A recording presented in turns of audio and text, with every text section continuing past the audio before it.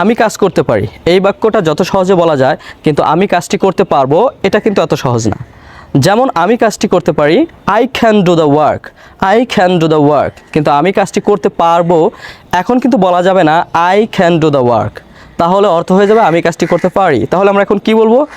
I will be able to do the work, I will be able to do the work, আমি কাজটি করতে পারবো।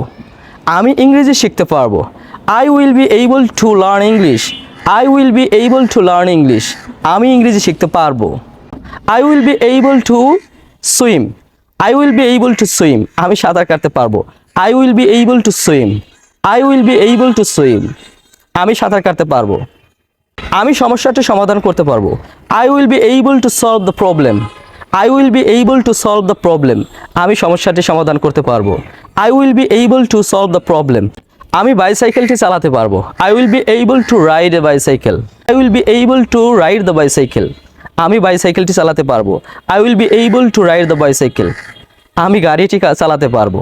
I will be able to drive a car, আমি গাড়িটি চালাতে পারবো। I will be able to drive the car, I will be able to drive the car, আমি গাড়িটি চালাতে পারবো।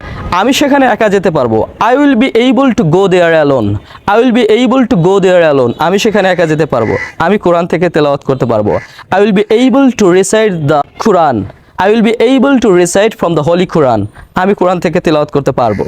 আমি অঙ্কটি করতে পারবো। I will be able to do the sum, I will be able to do the sum, আমি অঙ্কটি করতে পারবো। তুমি ইংরেজিতে কথা বলতে পারবে, এটার ইংলিশ আমি বলছি না, বলতে হবে আপনাদেরকে কমেন্ট বক্সে। আর এভাবেই তো শিখবেন। নিয়মিত এরকম ভিডিও পেতে আমাকে ফলো করুন। আসসালামু আলাইকুম।